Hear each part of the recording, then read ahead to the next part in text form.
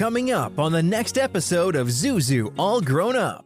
Today on Zuzu All Grown Up, we have the pleasure of welcoming Elly Katz, the inspiring founder of Sages and Seekers. Elly is here to share her transformative initiative that beautifully connects two distinct groups of people, sages who carry wisdom and seekers who yearn to learn. We'll delve deeper into what this collaboration means shortly, but remember, this could resonate deeply with someone you know, and perhaps even within yourself. So stay tuned for this meaningful conversation coming up next on Zuzu, All Grown Up.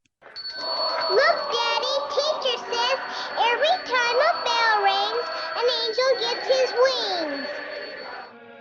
You're now listening to Zuzu All Grown Up.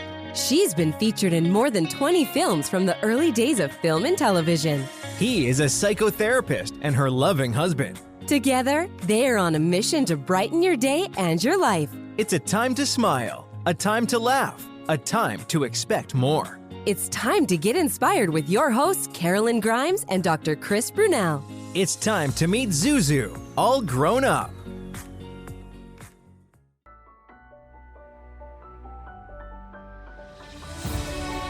In this special episode of Zuzu, All Grown Up, and throughout this season, we'll honor Dr. Leo Buscaglia, affectionately known as the Hug Doctor, by exploring his profound teachings on love, self-acceptance, and positive connection. We'll delve into the impact his legacy continues to have on countless lives. Join us today for some of the poignant stories and reflections from those who were influenced by his work and share in his mission to spread love and hugs to the world. That's today on this very special edition of Zuzu, All Grown Up.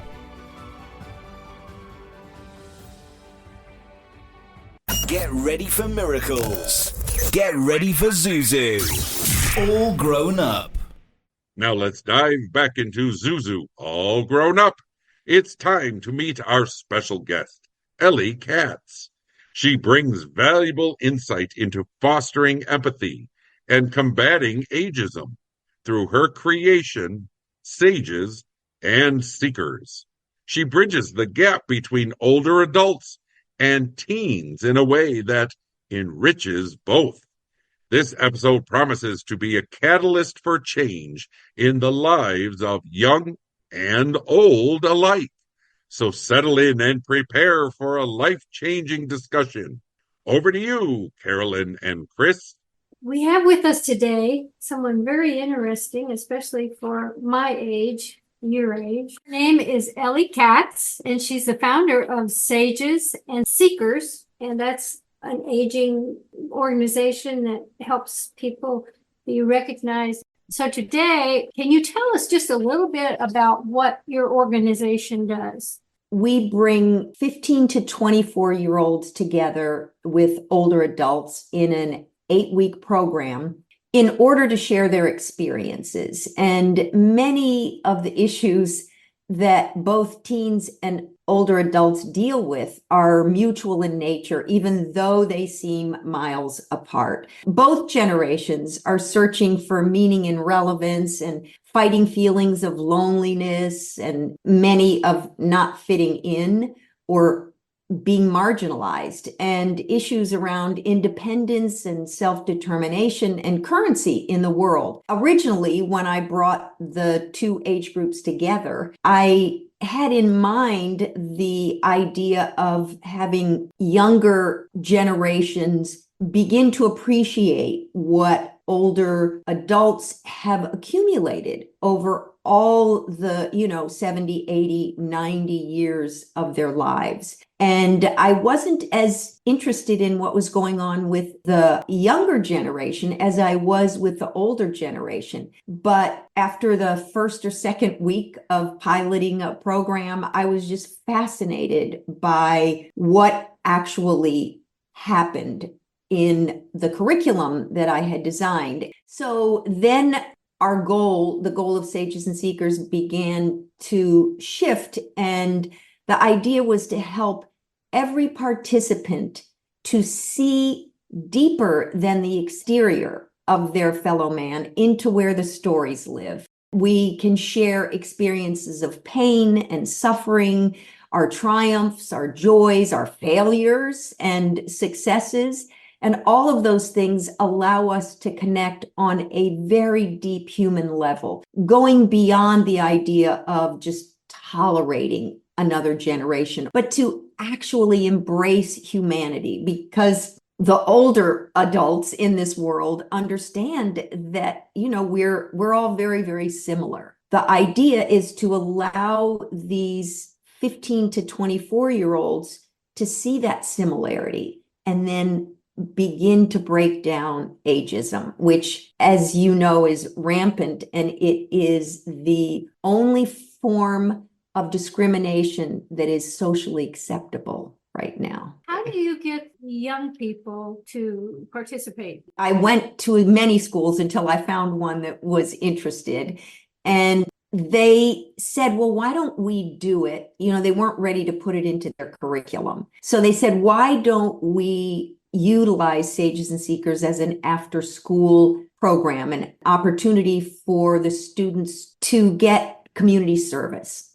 So that became a model that we utilized, because it's one way to get the kids to make that kind of a commitment. An 8-week commitment when you've got a lot of schoolwork is big. But what we found, and what the students found, was that they were less interested in the community service and more interested in the opportunity to be able to share what was going on with them with someone who's non-judgmental. So their peers would judge them, their parents, you got to get into the best school, you've got to do this, you've got to do that. And I don't know if you're aware, but this is the worst mental health crisis for teens in our history. And so when they come into Sages and Seekers, in fact, I interviewed last week in one of our programs a lot of the students. I said, what is your greatest takeaway so far? And I think every one of them said, I can come into this classroom after school and sit with my sage and get things off my chest. I can get their opinions about things that I'm going through. So I think really what they're understanding is this is a living textbook that they can actually utilize and help them make their way through life. It started off as, community service, and of course we'll offer that. But when the word gets out at a school, it's very easy to continue to recruit different students because the word is out. Like, wow, these old people are great. It's like, I've heard that so many times. It's fantastic. What do you think that they're expecting? But, Chris, that's a really great question, because I do think that is how older adults are portrayed. When I go look for birthday cards, they're always making fun of wrinkles or, losing your faculties, or, you can't remember this. And so I think that is the portrayal, and the fact that it's on greeting cards and anywhere proves that it is a socially acceptable form of discrimination. A lot of them also probably never really thought about it. And I once had a group of sages describe themselves as Q-tips. They said, nobody notices us Q-tips walking down the street. I don't know that term. What is that? And he said, white hair, anyone with white hair, we're invisible. And so I think a lot of what is happening is that these students are sort of waking up to, wow, these are just humans. There is no specific age attached to the older adults when they're in the program. I can tell you, I see that constantly. I can relate to what you're talking about, because I feel as soon as I had gray hair, all of a sudden there's an invisibility that goes with it. But I think that there are certain places in the world where I can go and I do feel seen. And it's nice, especially with young people that are not my own grandkids, to be able to have a place, you can go and be like a walking Google. And I can answer questions or talk to them in a way, or I could, in a way that they could go, wow, really? You were there? What was that like? When you refer to being seen, where is that for you? I work as a psychologist and I work with my patients. And so, in that arena, I'm seen. That's really beautiful because I do think that is what happens. You become this living textbook instead of this Q-tip or whatever other term or people use to describe older adults. Mm-hmm. So I love that because, of course, being a therapist, people want to have better information about life as it moves forward for them. And how do I resolve this or how do I fit in? Which is pretty much, I think, what happens in our program. I do have a curriculum that is geared towards the human condition and the journey of being a human. But basically, when those kids break into pairs of one-on-one because they choose who they want to work with out of the SAGEs, and we tell them, you can talk about, like we'll bring up a topic of failure or courage, and you're welcome to talk about that. But if there's something that is going on for you in your family or at school, feel free to talk about whatever is important for you right now. And I think that's also part of the popularity of the, bringing these two generations together, is that they're really allowed to address anything that they want to address. And to do that through storytelling, I just want to tell you that I guess in 2017, I connected with a professor at the University of Southern California. And I said, I know something incredible is going on here. So I would really love it if you would partner with Sages and Seekers and do a study. And so she did, and it was funded by the National Endowment for the Arts under the premise that it's storytelling, and it is storytelling. And so what this professor is known for is studying the brain. And so what happens when you teach someone something, if there's someone lecturing at the front of the classroom, it's absolutely an entirely different experience than when someone is telling you a story. She found that parts of the brain light up when you tell someone a story that do not light up when they're listening to a lecture. So that is what older adults have. We have endless stories from, insignificant experiences to very profound experiences. I see that you've reached over 6,000 teens and older adults since the inception. My goodness, that's a lot of people. I see, especially in this day and age, is with younger adults or teens, in this case, that what they have to say isn't important. When someone who is older takes an interest in them and what they have to say, that can really change a young person's life. I think that's a beautiful thing. And also for the older people, once they've retired, or maybe they're a retired housekeeper, they're empty nest. But the thing is that it's like, what do I do now? I work all my life to raise my kids, and I have so much to give. What do I do with that?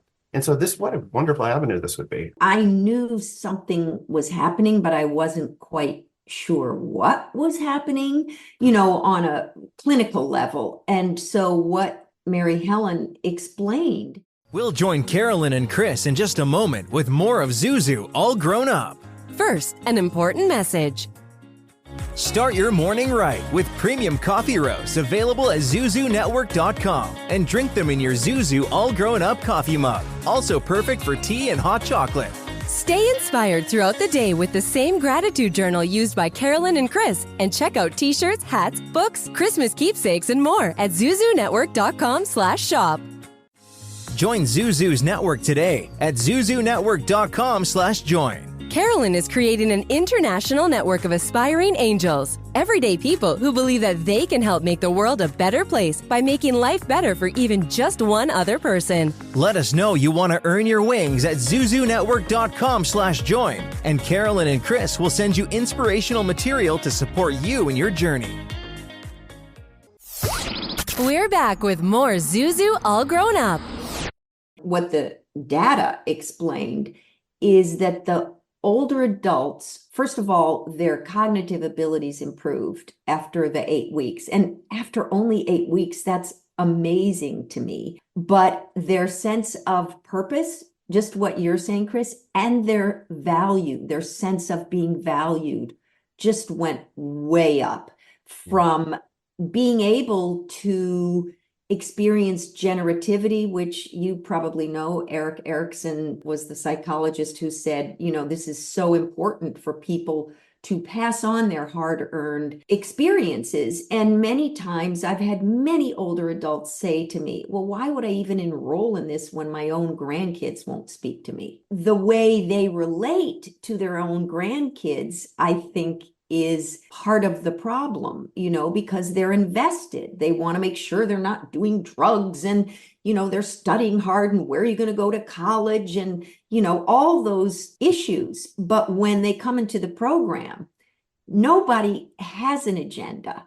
And so there is this freedom, I think, that the kids feel, as you mentioned, to express and be heard. So you're based in Los Angeles. Yes. But your programs are kind of all over the world. You're in 29 states and 6 countries. Wow. We were always in-person programming. And what I did was, after about the 3rd or 4th year, I lived in Boston at the time. And so the schools there were putting it into their curriculum, into their humanities or history or English department. And so it became a part of their curriculum for a particular semester. So I was convinced it was this one-on-one, I'm sitting in front of you, we're connecting. And so when COVID came and the whole piece about older adults, being the most vulnerable and stuck in their homes, I thought, well, we should try this on Zoom and see if it's even possible. I mean, I didn't even know what Zoom was. Someone explained, I said, let's try it. That's when the international reach became possible. And I can only tell you, it started off by a student in Guadalajara who had friends in Colombia. And then those friends told other friends, and it just started to grow. We had a sage from Australia.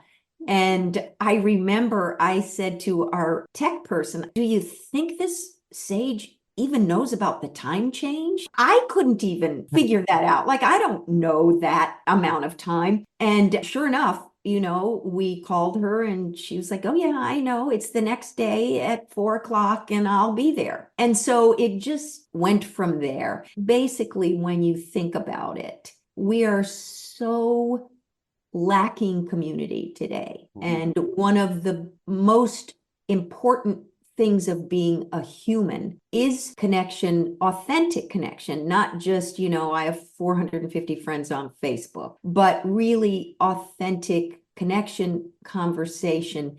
And that's what leads to belonging. And that's what I think everyone is really missing. We're lucky. We had the Leo Buscaglia Foundation donate money to help us to reach more people.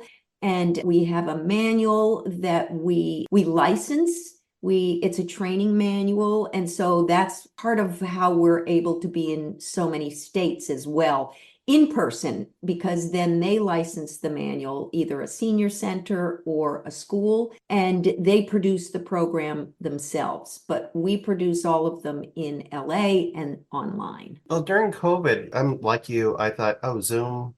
Oh, that's so impersonal. It never worked. And I was resistant to it myself. But now, because of COVID, it has revolutionized the way that we are able to connect with one another. And in fact, now I'm able to work from home. Because of Zoom, we were able to make lemonade out of the lemons. What do you feel is most beneficial? Do you feel that the sages and the seekers prefer in person? I started to ask it because, like you, I was stupefied that this worked online. Yeah. And so then we started to have people who did the program online then say, okay, well, I'm willing to drive. And particularly here in LA, you can hardly get me to unlock my car. I'm so uninterested in driving. Isn't that what Ubers are for? Yes, I guess so. But no one wants to be stuck in traffic in the back seat either. So, and then I noticed that it worked both ways. If you miss class in person, you do miss this one-on-one, and then the students actually write a tribute to their sage that they read at the end of the 8 weeks. And so if they miss one of the weeks, they lose time with their sage or seeker.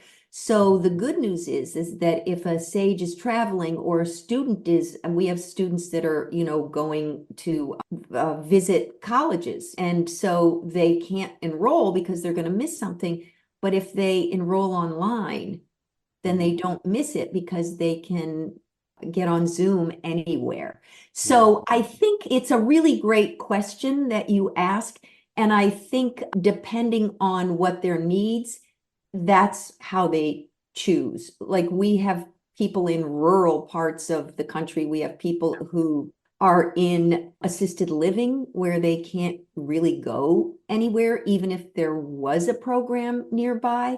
But ultimately, most people have said to me that they prefer the in-person. There's nothing like that touch, like that being able to lean in and read someone's expressions. And you'd probably have to work a little harder to get past the screen sometimes. Do these relationships continue after the students graduate, or is it something that becomes a long time thing? That's also a question I love, because I never intended that it go past the 8 weeks. And then students would say, can I get my sage's contact information? Or the sage would ask, and we don't give the contact information to the sage. We do it to the student because, a lot of our kids are underage. It's far less who have this experience, but I have a sage that calls me once a year to tell me, oh my gosh, and she's done the program, I think 5 times. But 4 of her seekers are still in touch with her. And she happens to be single.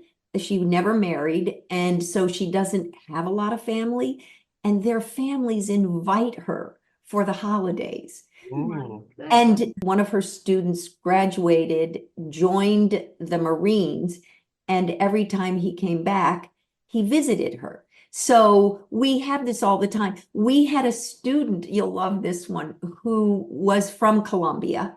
She came to the United States to go to UCLA, and her seeker was south of UCLA. And he drove to LA to have lunch with his seeker and her parents when they were dropping her off. So, and they're still in touch. And so many of them, I just had a woman say to me, and she doesn't have children either.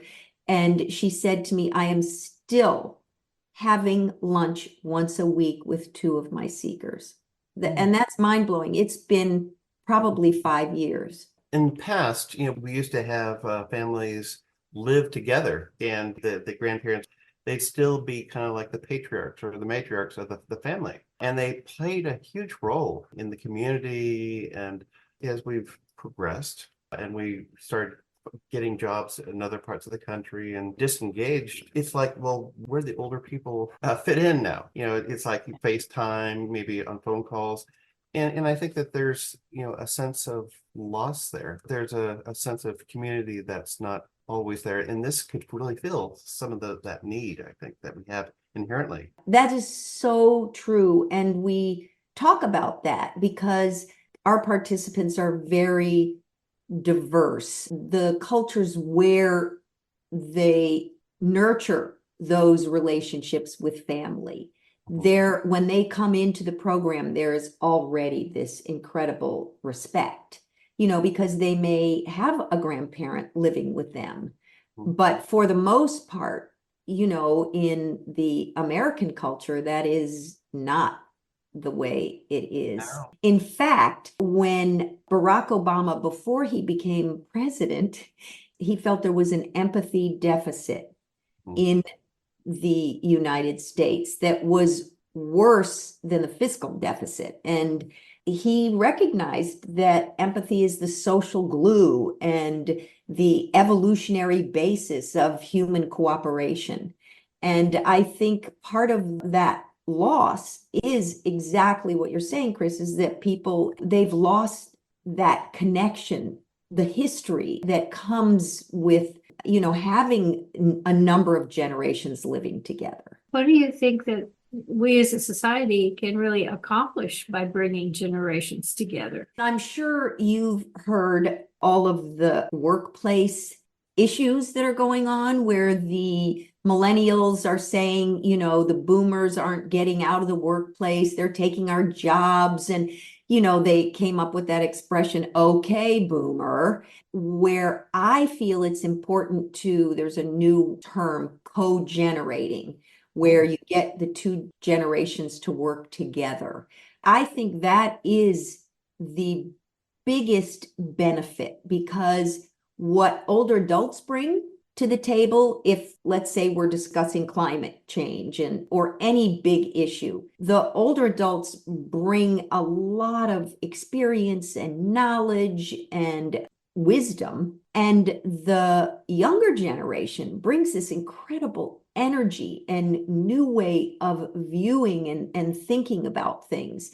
And I was so actually disappointed by what was happening in the workplace that we started a new program during COVID called a cross-generational problem-solving program. Here in LA, the biggest issue is homelessness. So we had a program on homelessness and we had one on climate change. And it was fascinating to see them in groups. There was respect. People were listening to each other. How can this benefit? I think the only way we can solve these huge problems facing humanity today is if we bring in all minds, all opinions. But what else? I think this is really important.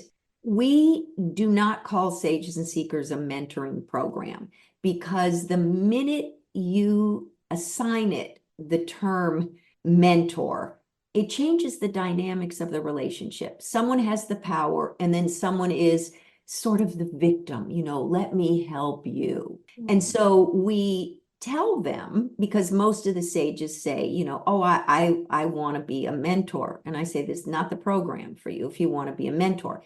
If you want to have a co-mentoring experience where you can learn as much as the student is learning from you, then this is what you want to do. And I think partly they've never had a role before where they come together as equals. It makes a huge difference. One of the things we ask the final week in our debriefing is, what surprised you the most about working with or being in relationship with another generation? And honestly, I couldn't believe my ears. Most of the kids said, well, Donna, my sage, is my friend, or my friend Donna, and they're pointing to their sage. And I'm like, wait, your friend? I couldn't say it out loud because I thought, did I hear that right? And so then, like the next year when I was running programs, I said to them, why do you think you're able to refer to someone in their 80s as your friend? And, the response was, well, we became friends. And I do think that's what happens when people actually listen to other people and respect them. What has Sages and Seekers meant to you personally? that's a tough one for me because I probably don't want to admit a lot of, a lot of what goes on for me personally. We'll join Karolyn and Chris in just a moment with more of Zuzu All Grown Up. First, an important message. To find out more about the organization featured in today's episode or a previous episode and to learn more about how you can help, go to zuzunetwork.com/beanangel. The more you listen to your kids, the closer you'll be. So we asked kids, what do you want your parents to hear? I feel sometimes that I'm not listened to. I would just want you to listen to me more often and evaluate situations with me and lead me towards success. Listening is a form of love. Find resources to help you support your kids and their emotional well-being at sounditouttogether.org. That's sounditouttogether.org. Brought to you by the Ad Council and Pivotal. Zuzu's book club features recommendations from Zuzu herself on books she loves and thinks you will love also. All of the books that the club reads, fiction and nonfiction, are inspirational and uplifting. Folks, this is a life-enhancing club to be part of. You can sign up for free at zuzunetwork.com/book club. That's zuzunetwork.com/book club. This is Zuzu, all grown up. I think one of the pieces is that I'm able to hear what other people are going through. And so I don't feel so alone. I don't feel like, well, I must be the only one that is feeling like I'm losing value. I must be the only one that thinks that doctors don't care. All these ideas that come through your head as you age. And this is a huge piece of the program that I didn't think I was getting. But I think when you spend that time around the energy that youth bring to the table, it is life affirming.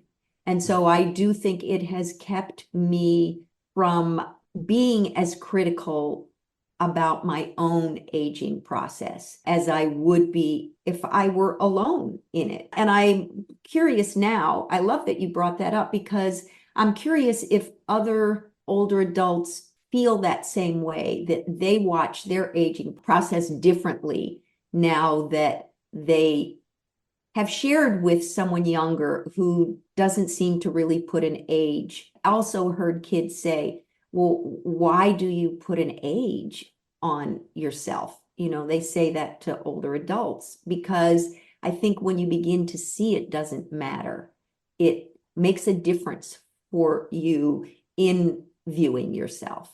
So yeah, I think I've had a big dose, Karolyn. That's been good for me. But I do think that aging does make a big difference in our self-perceptions and who we are, because we're no longer a part of the workforce. We're not as, in the production, we're not raising kids. And so I think that we are seeing, like, just go over there, in the nursing home or whatever. Yeah. And so I think there is a perception about that. In some ways, I think we buy into that as well, or some of us can. But we don't have to follow that. And this is a wonderful tool in order for us to think or to be able to connect with other people. And in this case, younger people. I think it's a perfect age to be meeting with a sage. They haven't closed down yet with their values as an adult in blocking. They're more open to like, I think it's a beautiful way for younger people and older people to be able to co-educate each other, to relate to each other in a way that our society is really not set up to do. It'd be inappropriate to go for older people to go to the school and say, hey, I'd like to make friends with, or for them to, to reach out. Oh, you do have some time. It just doesn't work that way. So that's a good point. And, I think touching on what you're saying, really, particularly here in the United States, we are truly, older adults are truly, I want to say victims, but age segregation is rampant here. It's like you reach a certain age and, you can go into this really beautiful 5-star retirement community. I don't care how many stars. Every day when someone passes away, there is a photograph at the front of the building with that person and a red rose. And so you're constantly reminded of death instead of life. And, kids come in and they have their whole lives ahead of them, and you can't help but, grab on to some of that excitement and energy. I'm just really against the age segregation that is happening today. It's very, very difficult to get young people into a retirement community, because even I've been visiting many, many times in places like that, and so many of the older adults, even their children, their grown children, don't come and visit them. I don't think it works for healthy aging. It's also a mindset that we have to take ownership of. How do we decide to age?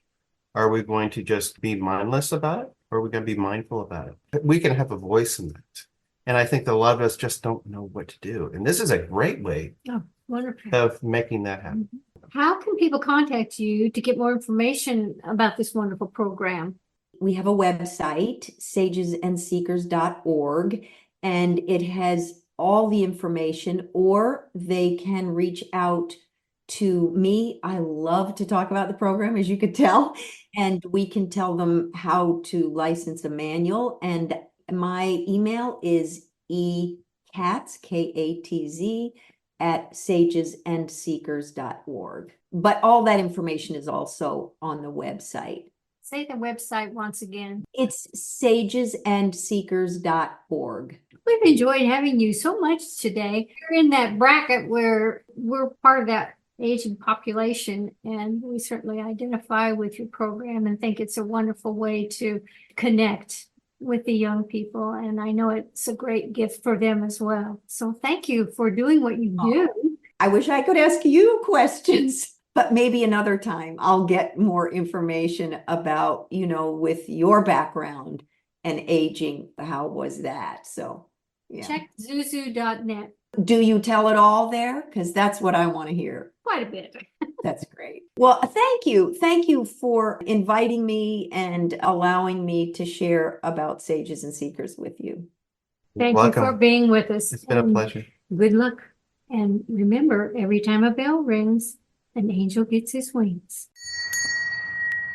Chris, Karolyn, Elly, that was an enlightening interview. If you want to learn more about Sages and Seekers, please visit sagesandseekers.org. That's sagesandseekers.org, or head over to zuzunetwork.com to find links and additional content related to today's episode. I highly encourage seniors, teens, and parents of teens to explore this remarkable opportunity and share it with others. It truly has the power to make a significant impact. I'll be right back shortly with my takeaway after this brief break. Do you know someone who is earning their wings? Someone practicing kindness and service to others? Perhaps an organization or initiative helping make the world we live in a kinder, sweeter place. Or maybe you've witnessed the miraculous, the divine, the magnificent in some way in your life, and you'd like to share it with others. Go to zuzunetwork.com/tellmystory and let us know more. You may end up being featured on an upcoming episode of Zuzu All Grown Up. That's zuzunetwork.com/tellmystory. Now here's Seth Kennedy with today's parting thoughts. Seth Kennedy here. Elly Katz has crafted a way to unite older adults who possess a wealth of sage advice with young adults eager to gain from it, creating an exchange of wisdom and fresh perspective. Through this interaction, friendships flourish and the gap between generations diminishes dramatically. Who is the wisest person you know? Embrace your role as a seeker today. Reach out to someone older, perhaps the oldest person in your life, and truly listen to their stories. I assure you, the lessons you gain will be invaluable, far beyond what you could find in books or online. So to all the sages and seekers out there, I encourage you to keep learning and living your best lives. This has been Zuzu, all grown up. Thank you for listening to another episode of Zuzu, All Grown Up. We hope you've been inspired to live your most wonderful life now and to help those around you do the same. Remember, no matter what you're going through, no matter who you are, there are people who care about you, and your life makes a difference. It is a wonderful life. Check out ZuzuNetwork.com for more on today's and other episodes, including transcripts and merchandise you won't want to be without. New episodes are coming soon. For transcripts of today's broadcast, go to ZuzuNetwork.com/transcripts. Watch a video clip of today's episode at www.instagram.com/Zuzu, all grown up. That's www.instagram.com/Zuzu, all grown up. Then click on the Reels tab from the top of the center of the page. Don't forget to follow us on Instagram at www.instagram.com/Zuzu, all grown up. That's www.instagram.com/Zuzu, all grown up. Catch up on past episodes and discover currently premiering and upcoming episodes as well, and get helpful links and exclusive clips from our recordings. That's www.instagram.com/Zuzu, all grown up. Zuzu, all grown up with your hosts Karolyn Grimes and Dr. Chris Brunell. Announcer and guide Seth Kennedy. Executive producer Kevin R. Stillmock. Coordinating producer Holly Ann Way. Technical producer Stella Joelle. Managing producer Karina Filatova. A Wonderful Land production. In collaboration with Radio Wonderful.